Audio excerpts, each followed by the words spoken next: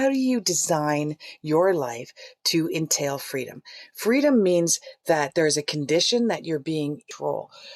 Also to have political power, political independence as a nation.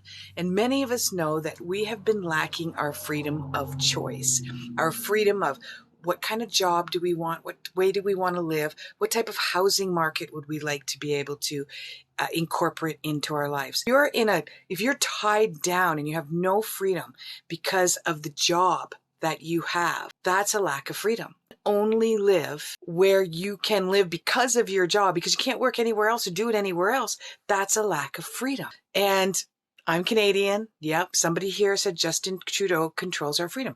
Politics does control our freedom. And you know what they do? They fool us into believing we have the freedom of choice. All we have to do is vote. That's freedom, isn't it? They predictively set up the choices to be a lack. And that's not just in politics, okay? Because I'm not going to tell you what my choices are and whether I've made certain choices. What I'm going to tell you is that our world is full of the lack of choice everywhere. And there's a tendency to manipulate us into thinking that we have a choice.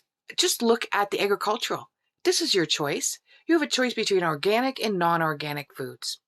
You have a choice of healthy, tasty, local foods or junk food at the local fast food place or sitting on the shelves in the market. You don't have a choice.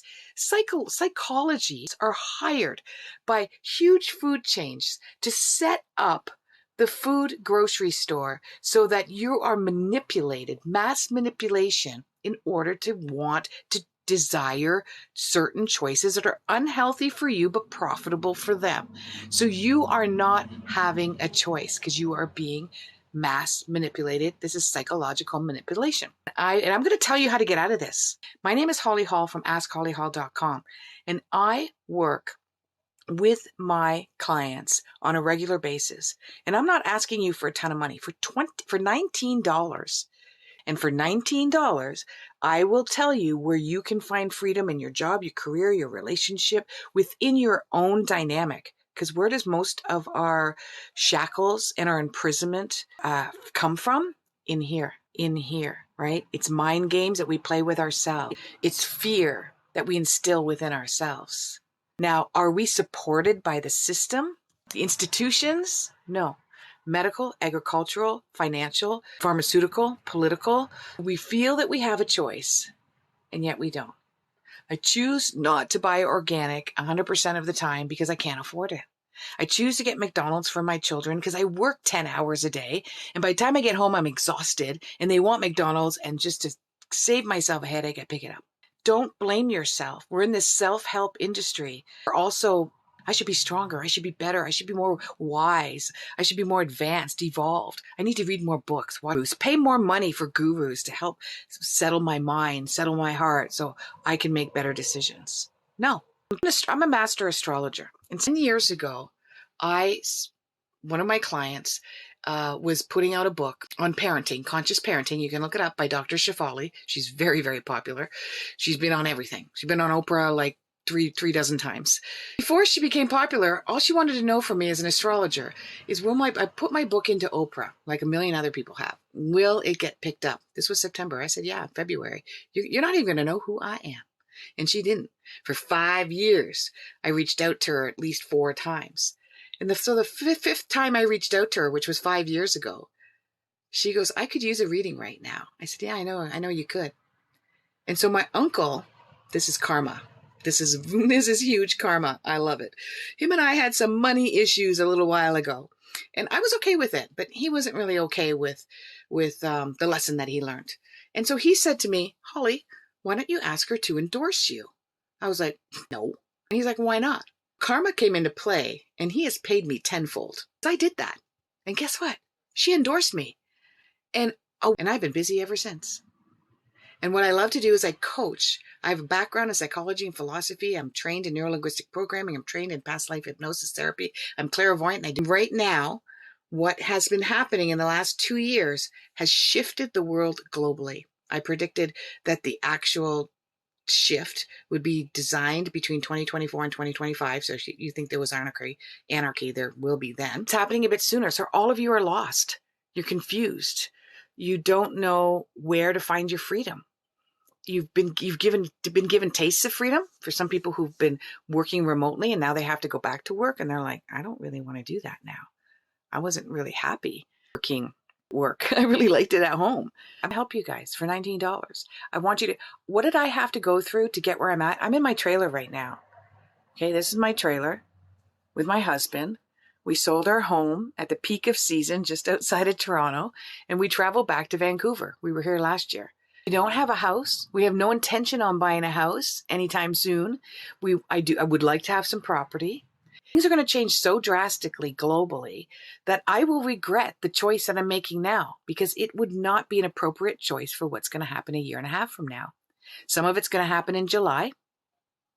Okay, July 17th. I actually got July 17th and September 17th. And I think that's really odd that they're both the same days. But give or take. In astrology, we give or take. This is the last day of our Mercury in retrograde. It's gone. Poof. Yay. Now we can have easier communication. Now we can hear what other people are really trying to say and what they're trying to communicate. We can sign those documents. We can make those decisions and those choices that we've been ruminating on and being stuck with for the last 2.5 weeks. But it's in its shadow side for another 2 weeks. So don't go full force yet. Still gather your information. So what do you need to do? You need to know who you are. The first thing I do when I work with my clients is I help them. I see their blueprint. I know why they're here. I know what their destiny is. I know who they're going to meet, what happened in their childhood, and what happened with their parents. And their parents are your first lessons. I don't care how mean they were, how cruel they were, how distant they were, how unavailable they were, are your first lessons on what you're here to learn. That's why it's not fun. I mean, I'm a mom. Sometimes I'm wondering, why do we become moms? It's a fucking hard job because 95% of the time, your child is going to end up going to therapy because of you. But you signed up for this. What did you sign up for? That's the first thing I do. And we do a deep dive into that. And I already know it. So I just ramble on for 10 minutes and tell you what you're all about. That realization, that observation, that clear understanding is mind-blowing. It's a game changer. You will never be the same again once you know who you are. A lot of your weaknesses are actually your strengths, and I show you that. How do you use your weakness, your strength, so it doesn't become a weakness? It's in the right place at the right time. So for instance, you can be a very patient, tenacious, money-orientated. If you're in a position where you're working at a job and you're slave to the wage, I'm money-orientated, I'm patient, I'm persistent, I'm loyal. But I'm staying in a job I can't stand and it's sucking me dry. It doesn't leave me time to work on my relationship. It doesn't leave me time to have patience with my children. But hey, I got a paycheck. I'm slave to the wage, right? So that's the negative version of a patient, tenacious, money-orientated, materialistic person. The positive side is that I tell you what I want to make. I go to job not for interviews. I go to jobs so that I can interview you, so I can interview the job. So I can see if I'm the one that wants to be in this job. I don't send resumes. I send proposals.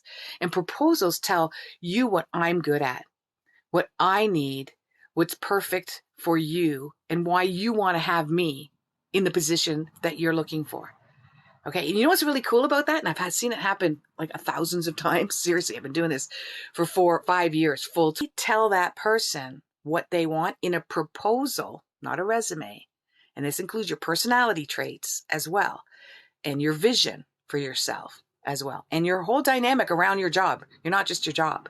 You get a job call 2 or 3 or 4 months later for another position because they stood out.